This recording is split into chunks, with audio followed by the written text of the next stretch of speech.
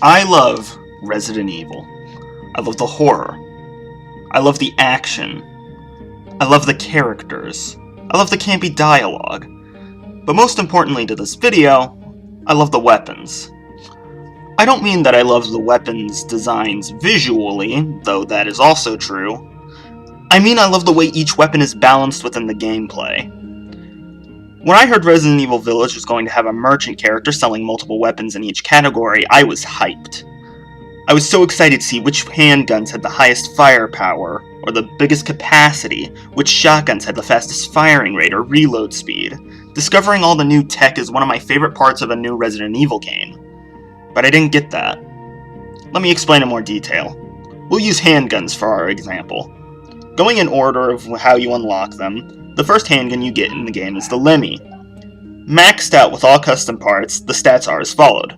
Firepower 160, rate of fire 0.36 seconds, reload speed 2.2 seconds, and a capacity of 22 rounds. Next, let's look at the M1911. Firepower 195, rate of fire 0.2 seconds, reload speed 2 seconds, and capacity 23. And finally, the V61 Custom. A firepower of 275, rate of fire of 0.15 seconds, reload speed of 1.8 seconds, and a capacity of 57 rounds. Each weapon just has higher stats than the last, which really limits loadout customization and weapon experimentation on repeat playthroughs. Why would you use the weapon that you like the feel of when you're taking a disadvantage by doing so? I just showed the handguns in the game, but this balance is applied to all of the weapons. The only exception to this is that the second shotgun has a faster reload speed than the final shotgun by 0.1 seconds, which is barely enough to matter.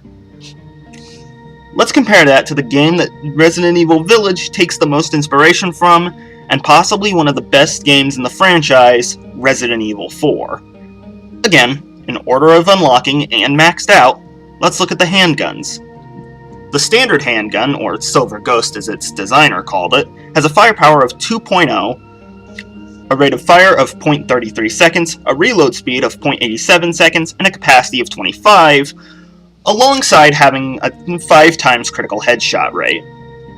The Punisher, the second handgun, has a firepower of 1.9, a rate of fire of 0.33, a reload speed of 0.83, a capacity of 28, and the ability to pierce through targets. The Red 9 has a firepower of 6.5, although it's 5.0 in the GameCube version, a rate of fire of 4.0, a reload speed of 1.67 seconds, and a capacity of 22 rounds. It also takes up the most inventory space out of all of the handguns. The Blacktail has a firepower of 4.5, though it's only 3.4 in the GameCube version, a rate of fire of 2.7 seconds, a reload speed of 0.83 seconds, and a capacity of 35. In Resident Evil 4, each handgun excels in a specific area, while it has drawbacks in others. For example, the Punisher has the lowest firepower, but can pierce through targets. On the other hand, the Red 9 has the highest firepower, but it is the slowest performing, has the lowest capacity, and takes up several more inventory slots, especially with the optional stock. Because of this, when I go to replay Resident Evil 4 on New Game Plus, I always have a debate with myself about which weapons I should use that playthrough. But Village doesn't have this. And because it doesn't have the intelligent weapon balancing, I don't get to have those conversations with myself. I don't hate Resident Evil Village. I enjoyed my time with the Village a lot.